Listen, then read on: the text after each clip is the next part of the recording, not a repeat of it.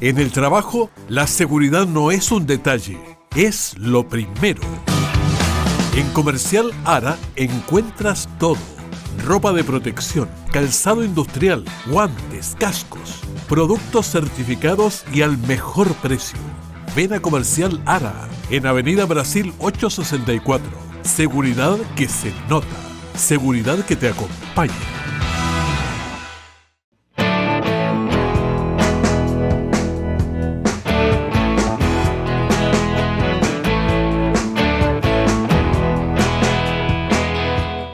¿Qué tal? ¿Cómo están? Qué gusto de saludar a todos los que están con nosotros en la sintonía a través de La Conversa en el Canal 5. Damos la bienvenida también al doctor Julio Barrios. ¿Cómo está, Doc? Bien, saludar. Pues Raulito, muy bien. Todo bien. Contento de estar una semana más transmitiendo desde Linares para Linares y toda la región del Maule.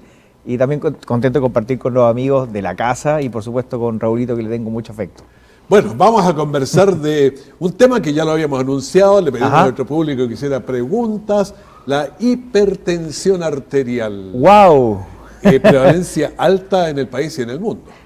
Alta y en incremento, subiendo. Bueno, hace años, no de ayer a hoy día, pero hace años que viene subiendo la hipertensión arterial en las personas, porque una de las grandes causas de la hipertensión arterial es el sobrepeso.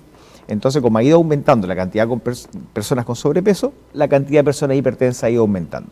Las estadísticas actuales hablan en algunas poblaciones, en algunos grupos de personas, hasta incluso el 45 a 50% de personas con hipertensión.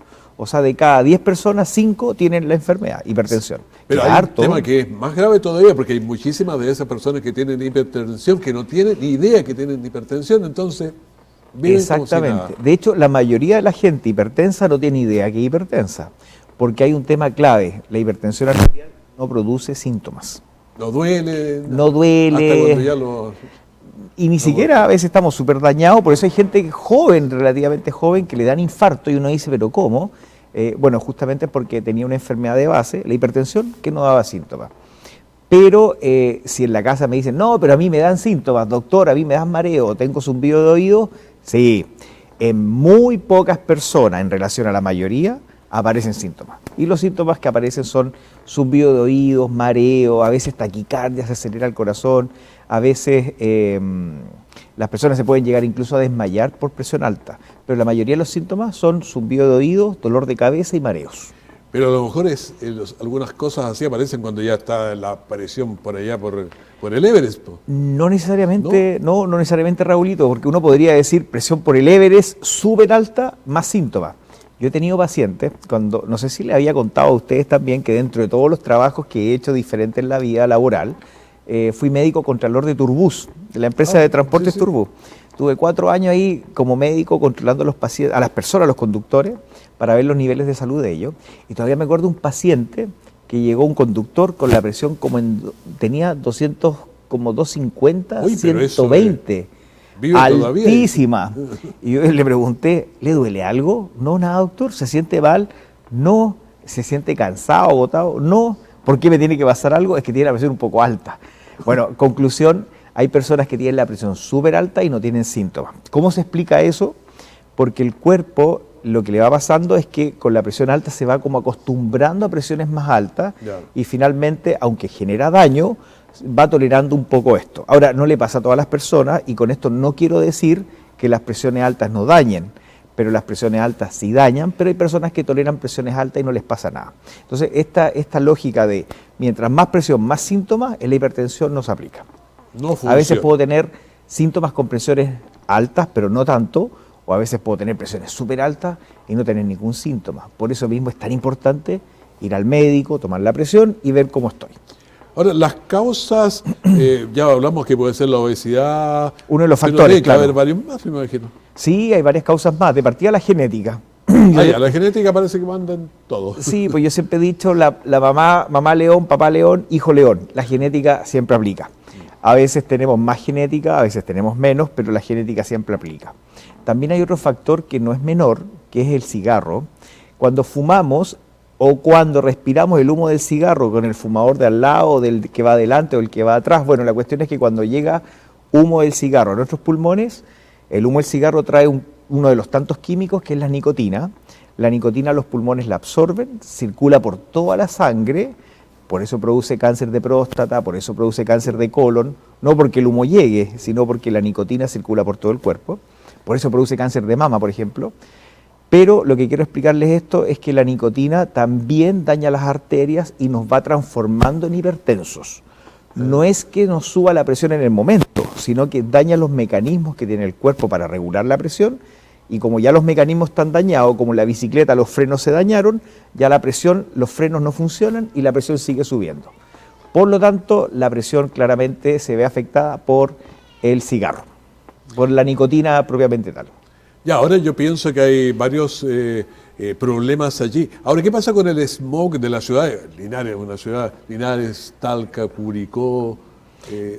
Sí, ahí habría que ver si es smog como tal o también es también chimenea. La chimenea mucho, po. Aquí Sí. en Linares por lo menos. Sí, porque en esta época me ha tocado respirar harto humo, Exactamente. harto humo ambiental, y he llegado con olor a Santiago, A olor a la Linares, ropa, olor sí. a Linares, A a Chimenea. Villalegre, a San Javier, que son los lugares que han dado dando vuelta. Ya. El tema concreto es que ese es humo que daña los pulmones, pero no es nicotina como tal. Si lo que sube la presión es la nicotina, que viene en el cigarro, pero no es el humo como tal el que sube la presión. El humo como tal me produce una enfermedad distinta en los pulmones, que es el EPOC, enfermedad pulmonar obstructiva crónica, fibrosis pulmonar, enfisema pulmonar, diferentes enfermedades pulmonares, pero que definitivamente me daña. Así que algún día podemos hablar en otro capítulo de las enfermedades relacionadas con el humo, que lo encuentro interesante. Me parece interesante y a lo mejor podría ser hasta más grave que la presión arterial. Yo diría que sí, porque la hipertensión arterial, uno puede decir, sí, trae grandes consecuencias, pero tomo un medicamento y la controlo. Bajo de peso, la controlo. Tomo acciones, no tomo alcohol, la controlo. Pero la fibrosis pulmonar, por mucho que haga, no la puedo quitar. Hay cosas por hacer, hay inhaladores, una serie de medidas que se pueden hacer, pero no hay nada que la quite o que la controle bien. Dijo algo nuevo ahí, ¿eh? Puedo mantenerla más lenta, pero claramente la enfermedad sigue su curso y hay que jugársela para que no avance tanto. Dijo algo nuevo ahí, el alcohol. Ah, ¿en la El alcohol, hipertensión? claro. Sí. Sí, lo dije nuevo, pero es muy antiguo conocido. No, me refiero a que salió algo de que no habíamos conversado hace un minuto. No, es que además que con Raulito, debo decirles, conversamos hartos de salud, siempre el tras cámara conversamos hartos temas médicos y no le había dicho este tema, pero sí, el alcohol también sube la presión. El alcohol sube la presión, el alcohol acelera el corazón y al acelerar el corazón nos da taquicardia y la presión, el corazón al latir más rápido sube la presión también. Así que si yo soy hipertenso, tengo que evitar tomar alcohol porque el alcohol sube la presión. ¿Y el cigarrillo también? Y de todas maneras el cigarrillo, porque el cigarrillo lo que va haciendo, por un lado, sube la presión en el momento, pero también sigue dañando los mecanismos de control de la presión. Yo a los pacientes les explico de la siguiente forma.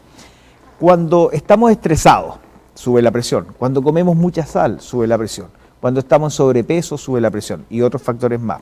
Pero la cuestión es que la presión sube, pero el cuerpo tiene la capacidad de controlar la presión, que no siga subiendo y que empiece a bajar. Por lo tanto, la presión, el cuerpo tiene la capacidad de controlarla. El tema es si el cuerpo, por diferentes causas, va perdiendo esta capacidad de controlar la presión, se nos escapa. Entonces, la nicotina daña la capacidad que tiene el cuerpo de controlar la presión. En palabras simples, eso es lo que nos va pasando, por eso hay que dejar de fumar. Ahora, ¿desde cuánto sería la presión? Porque depende de los rangos de edad también, no sé si tiene que ver hombres, mujeres, pero ¿desde cuándo empiezo a ser hipertenso? A ponerme medio nervioso ya? Me tengo que poner nervioso cuando voy al médico y me toman la presión y está alta. Ah, pero si el médico anda con vestido ¿Con el delantal blanco? Y Bueno, me sube el asunto. ahí está la hipertensión del delantal blanco, que ojo, existe. Sí. ¿Qué significa esto para los que en la casa quizás no sepan lo que es la hipertensión del delantal blanco?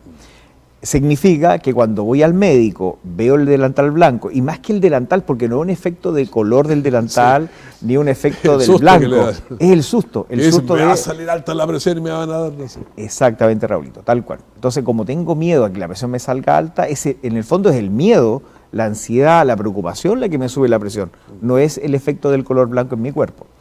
Pero en conclusión, si voy al médico y yo sospecho como médico que la presión está alta, por supuesto, o sea, si yo sospecho como médico que la presión al paciente le subió por este factor, que es la hipertensión emocional en el fondo, yo tengo que tomarle un examen distinto, que es un Holter, que es esta maquinita que uno se pone en el brazo todo el día y toda la noche para vigilar cómo está la presión.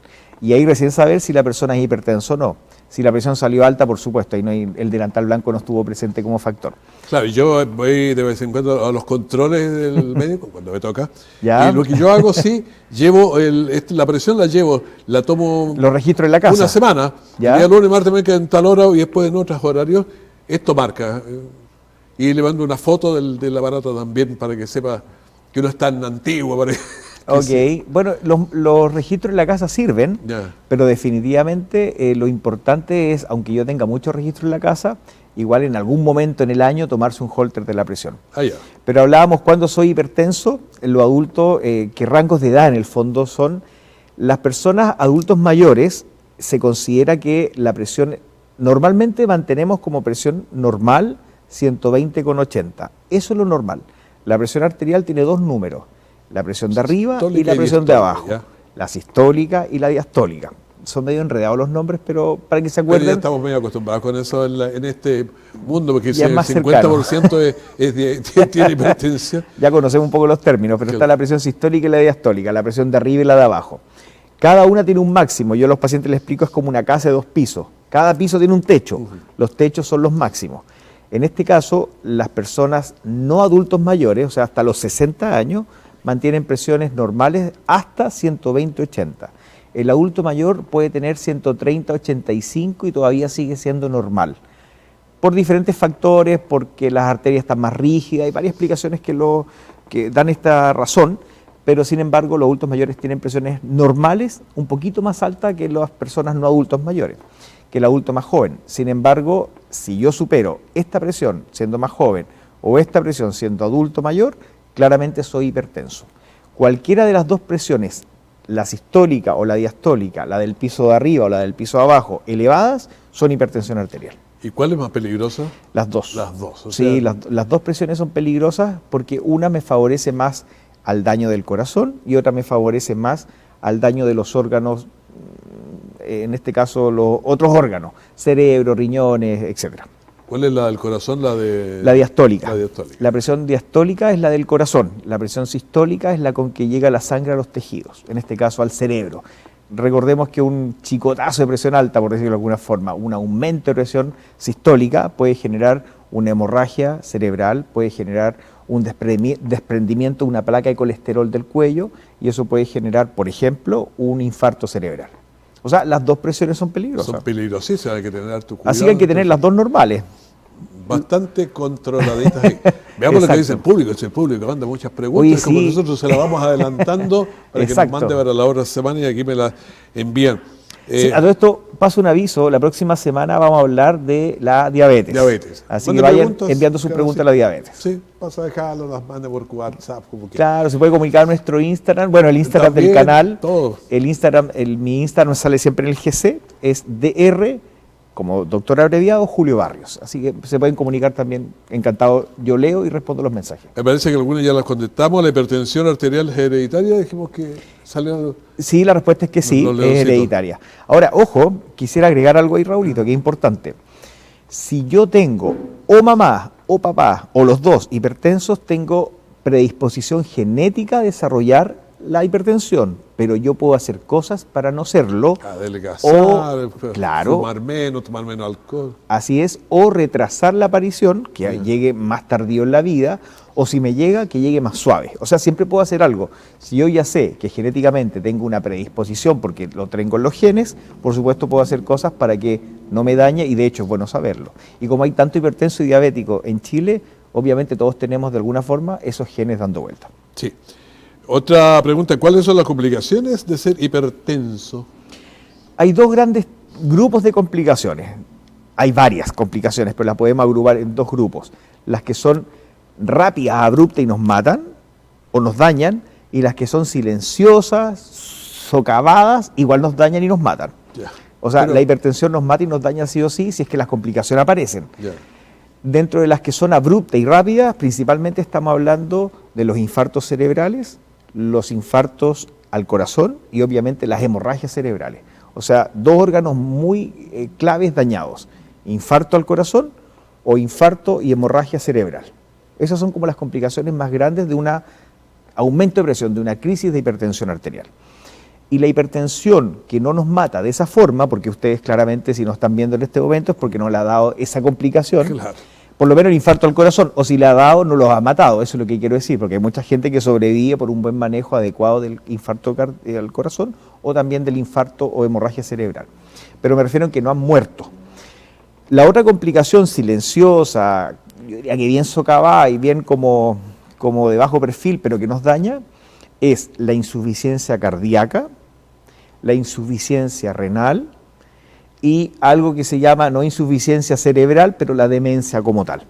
O sea, la hipertensión daña todos los órganos la presión alta daña todos los órganos del cuerpo y daña silenciosamente al corazón generando insuficiencia cardíaca, daña silenciosamente a los riñones generando insuficiencia renal y daña silenciosamente al cerebro provocando no insuficiencia cerebral como nombre, sino que demencia sí, demencia vascular, pero que también genera en el fondo que el cerebro no funcione bien. Así que por eso lo digo, no existe la palabra insuficiencia cerebral, pero sí es el concepto de este daño silencioso, socavado del cerebro como tal.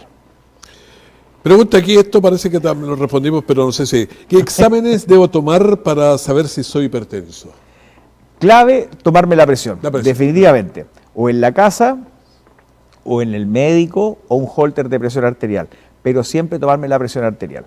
Ahora, hay máquinas que son más confiables que otras. Yo diría realmente para decirle a Raulito que es hipertenso, a usted en la casa que es hipertenso, yo debo tener certeza que la presión está alta, no como que la sospecho. Y realmente, si me preguntan qué hago yo como médico, yo a mis pacientes, si sospecho la hipertensión, siempre les pido un holter de presión arterial, que es la maquinita que está todo el día y toda la noche tomándome la presión cada media hora. ¿Por qué digo esto? ¿Y eso de noche, todos los días como la máquina, de noche mañanita? Sí, pues la máquina es de día, tarde, mañana y noche. O sea, está 24/7, pero un solo día. Ah, ya. No son varios días de examen, es un solo día, son 24 horas completas de cómo está la presión. La persona va, le instalan la máquina, al otro día va, se la desinstalan, la máquina, obviamente en ese día que ha instalado, queda un brazalete, inflando y soltando cada media hora. Y esta maquinita registra las presiones que yo tengo en cada toma propiamente tal y entrega un informe. En ese informe uno lo analiza con el paciente y va viendo cómo está la presión arterial. ¿Por qué digo esto? Porque una cosa es, tengo la presión alta, en qué momentos me sube más la presión, a qué presiones llego y si tengo presión alta solo de día, solo de noche o el día y la noche. ¿Por qué digo esto? ¿Qué es más común ahí? Es más común durante el día. Ya. Pero no es tan extraño encontrar personas que son solo hipertensas de noche, mientras duermen. Entonces, uno dice, pero yo me tomé la presión y estaba normal, pero lógico, porque me la tomé despierto. Durmiendo no tengo idea, nadie se toma la presión durmiendo. A no ser que alguien sea muy fanático, pero no creo. Entonces, para eso está el holter como tal. Muchas personas son hipertensas solo de noche, y si no sabemos si somos hipertensos de noche, menos nos vamos a tratar, va a provocar los daños que produce la hipertensión arterial y obviamente no vamos a estar evitando que ocurran esas complicaciones. Así que por eso yo a los pacientes siempre les pido un holter de presión arterial. Bueno. Incluso a veces hasta como chequeo, por si acaso. ¿Ah, sí? Sí, por supuesto. ¿Cómo chequeo eso? ¿Pero una vez al año será? ¿O? El holter una vez al año. Ya. El chequeo de sangre lo hago mucho más, se lo pido a los pacientes mucho más frecuente. De hecho, yo mis chequeos de sangre me lo hago cada 3 meses. Ya vamos a hablar un sangre día. vos, doctor? No, sí, fabricamos harta sangre todos los días. Pero ya vamos a hablar algún día de la medicina preventiva, por qué los exámenes, etcétera. ¿Cómo podemos prevenir la hipertensión arterial? ¿Cómo se puede hacer? Principalmente podemos hacer, teniendo claras las causas que la producen, podemos prevenirla. Atacarlas. Exactamente, o evitar que aparezcan. Por ejemplo, controlando el peso, evitando estar en sobrepeso y si estoy en sobrepeso, recuperar mi peso normal. O sea, evitar estar en sobrepeso. 2, evitando el cigarro o la nicotina que llega a mis pulmones, por lo tanto fumando, pero no nos olvidemos de las personas que se considera el fumador pasivo, que es el que respira el humo de cigarro de otras personas, habitualmente del marido o de la señora, pero también de los hijos, de los nietos, etc. O sea, evitando que llegue el humo del cigarro a mis pulmones. También comiendo la menos sal posible, porque mientras más sal yo voy comiendo durante la vida, más voy exigiendo al cuerpo a que vaya controlando una presión más alta, porque la sal sube la presión. Entonces, si yo estoy con la presión alta constantemente por el consumo de sal, porque como todos los días sal, o mucha sal para mi cuerpo, lo que finalmente logro es que mi cuerpo se desgaste el mecanismo de normalización de presión y finalmente voy terminando hipertenso. Y obviamente hay otras causas que son menos comunes que las que le he nombrado, pero que también están presentes, que es el tema de la diabetes. La diabetes también genera personas con hipertensión arterial. Por lo tanto, uno de los motivos, de las estrategias para evitar ser hipertenso es controlando la diabetes o evitando que la diabetes me dañe. Ahora, ¿qué pasa? En el próximo capítulo hablamos de diabetes. De la diabetes, en la otra semana para que hagan las preguntas. Pero, ¿qué pasa con el estrés? Porque andamos asustados y escucha, no sé, cada cuestión. Fíjate que la cantidad de personas que casi no puede dormir porque cree que le van a hacer un portonazo o le van a entrar 5 personas a la casa. Sí, lamentablemente hoy día estamos en nuestro país como con la delincuencia bien descontrolada. Y ojalá, bueno, que ojo, entre paréntesis, en Linares he visto mucha presencia de carabineros en las calles, mucha presencia de la PDI, y me alegra mucho por las personas que viven o pasamos por Linares o que estamos en estadía en Linares, porque estamos más seguros, así que bien por eso. Y gracias a la policía de todos lados y a los vecinos también que resguardamos la seguridad de todos. Pero es verdad, vivimos más asustados, vivimos más preocupados, vivimos más alerta en el fondo, y ese estado de estrés constante va generando aumento de presión arterial. Mecanismos químicos existen, por ejemplo, si yo estoy con mucho estrés y preocupación, libero más cortisol. El cortisol es una hormona que tiene el cuerpo que nos prepara a la situación de amenaza. ¿Para arrancar o para atacar? Exactamente, para arrancar, para atacar, pero la cuestión es que para enfrentemos o salgamos o sobrevivamos a la amenaza. Por lo tanto, el cortisol es muy parecida a la adrenalina, pero la adrenalina es de acción inmediata y el cortisol es de una acción más adaptativa. Entonces, como que me empiezo a preparar. Pero dentro de esa preparación va haciendo que el corazón lata con más fuerza, va haciendo que la presión suba, porque tenemos que tener el motor listo para arrancar. En este caso digo listo como el acelerador, listo para llegar y sacar el auto por el caso de un portonazo, por ejemplo. Entonces, químicamente el cuerpo se prepara para eso y eso es lo que sube el cortisol. Entonces, si en una persona estresada, por ejemplo, encontramos el cortisol alto, lo que estamos diciendo es que el cuerpo se está preparando para esta situación de estrés y obviamente sobrevivir a la situación de estrés, pero el cortisol, dentro de todo lo que genera, aumenta la presión arterial. O sea, pero eso es porque la causa no es el cortisol, la causa es el estrés. Así que el estrés, por supuesto, que nos daña y es importante controlarlo si es que estamos con la presión alta. Esta pregunta la tocamos de pasadita, pero ¿por qué al tratar la hipertensión arterial se reducen los accidentes cerebrovasculares? Porque la hipertensión arterial produce accidentes cerebrovasculares. Cuando hablamos de los accidentes cerebrovasculares, o antiguamente que le decíamos los AVE, accidente vascular encefálico, ahora es ACV, pero es que es bueno aclararlo, porque en la casa lo más probable es que digan, mi abuela, mi marido o alguien tuvo un AVE, accidente vascular encefálico, que se cambió la sigla a accidente cerebrovascular, pero son exactamente lo mismo. Estamos hablando de lo mismo, y son dos tipos, hemorragias cerebrales o infartos cerebrales. En uno se rompieron las arterias y en otro se tapó la arteria. Esos son los dos tipos de accidentes vasculares que hay, y la hipertensión produce ambos.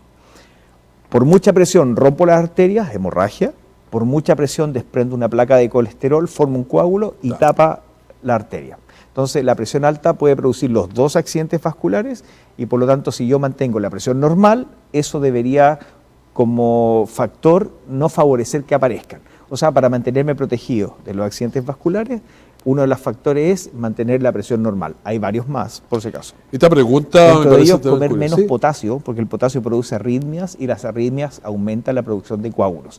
¿Cómo le vamos el potasio? Ya.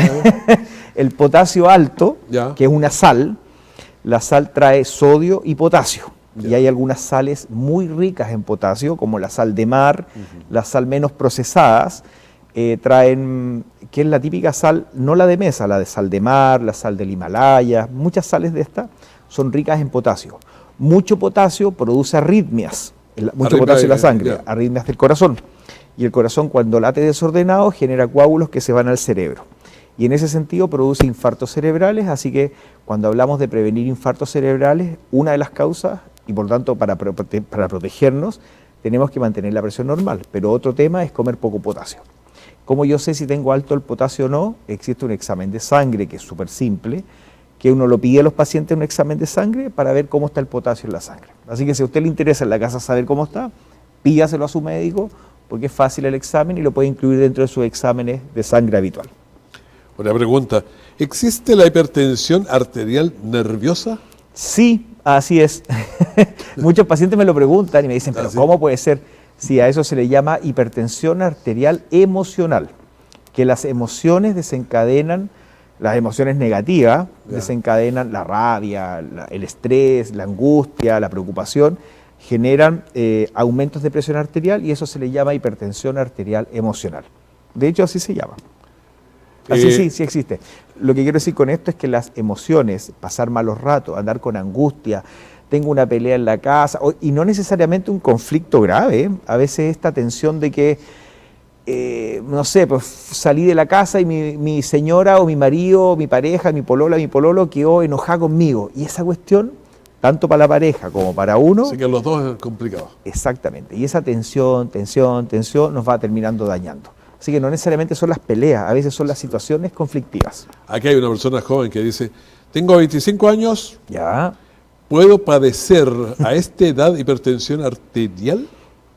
¿Qué creen en la casa? ¿Que sí, que no? Yo creo que sí ahora. Sí, ahí del trascámara están diciendo que sí, Raulito dice que sí, y yo les respondo que sí, de todas maneras. Sí. De hecho, tengo pacientes que son jóvenes, o sea, no son adolescentes, no son tan jóvenes, pero sí son jóvenes, por supuesto, de 20, 25 años, que tienen hipertensión arterial, porque tienen sobrepeso de larga data, porque tienen la genética de los papás, de los abuelos, porque son buenos para comer sal, y eso va favoreciendo que el cuerpo se sobrecarga, se exige y va dañando los mecanismos de la presión, y sí hay personas jóvenes con hipertensión.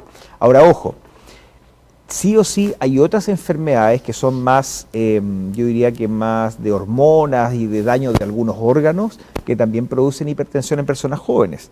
Por lo tanto, si yo encuentro una persona joven con hipertensión, por mucho sobrepeso que tenga, por mucha genética que tenga, igual tengo que descartar otras enfermedades que generan un aumento de presión arterial. Esa es la gracia de ir al médico y que el médico esté informado como para que descarte correctamente las otras causas, que son causas poco comunes, pero existen.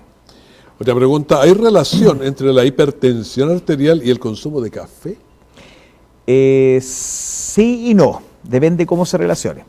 El café no me va a volver hipertenso, pero el café sí sube la presión. Entonces, si yo soy hipertenso y tomo café, me va a subir la presión.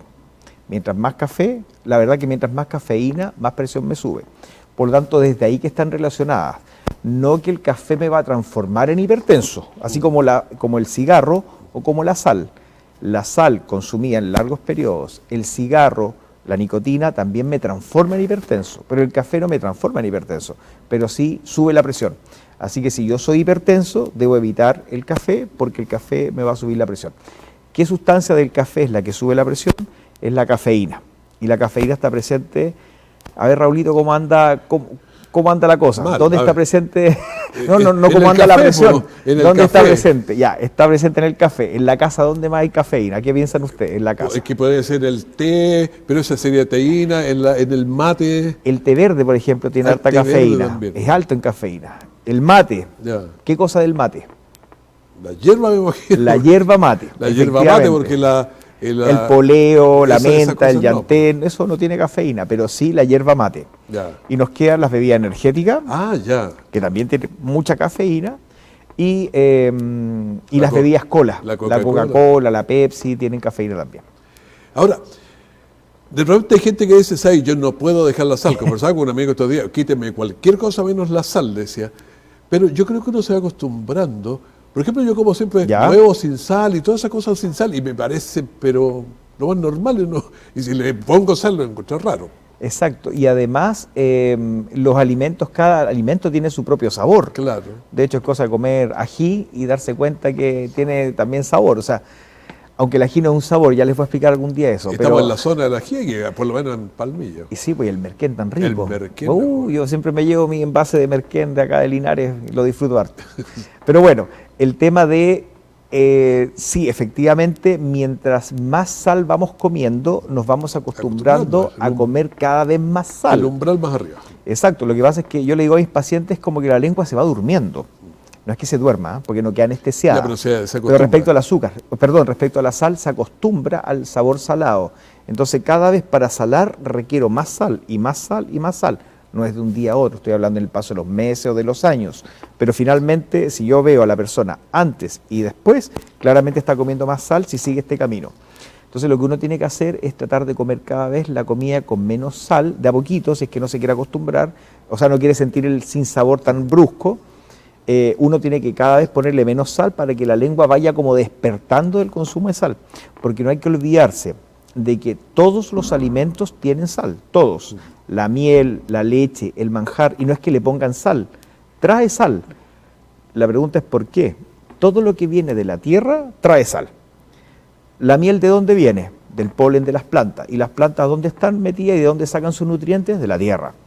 La leche, ¿cómo puede tener sal? ¿Qué come la vaca? Pasto. ¿Y qué es lo que el pasto es? Una planta que está sacando sus nutrientes de la tierra. O sea, todo tiene sal. Por lo tanto, si yo dejo, y una vez me preguntaron, no me acuerdo si en la radio o en la televisión, si yo dejo de comer sal, ¿me va a pasar algo? No, porque todos los alimentos, bueno, si deja de comer, por supuesto, pero si yo considero que todos los alimentos tienen sal y yo saco la sal añadida, me voy a estar aportando igual sal. Ahora, hay algunas personas que por razones particulares tienen alguna enfermedad o no absorben mucho o terminan botando muchas sales por la orina o por lo que sea, porque toman diuréticos, etcétera. Ahí quizás tenga que medirme el nivel de sal y ver si es que estoy muy bajo o no. Pero en general, la mayoría de la gente puede vivir sin sal añadida a la comida porque todos los alimentos tienen sal. Así que un buen consejo es la menos sal posible, incluso acostumbrar a los niños en la casa con la menos sal posible. Bueno, eso yo creo que es bastante interesante porque uno se va acostumbrando. Yo la verdad es que en un salero donde había jamás lo uso porque no, claro, me dice esto está sin sal. Yo estoy tan acostumbrado a comer sin sal que no lo echo de menos, digamos. Claro, exacto. Es una buena costumbre, Raúl. Pero fíjate que yo pienso en los ingleses. Había un amigo que estuvo estudiando en Inglaterra como 4 años. ¿Ya? Y llega y no le echa azúcar al té ni a nada, toma así nomás. Pues si allá me dice que me acostumbré, entonces no usa. Entonces uno dice, sí, podría acostumbrarme a tomar con menos azúcar. Claro, es un camino que yo también los invito a lo vamos a hacer en otra semana con la Exactamente. Pero uno puede ir probando. Ahora, no significa que un poco de sal me va a dañar, o no significa que un poco de azúcar o de endulzante me va a dañar.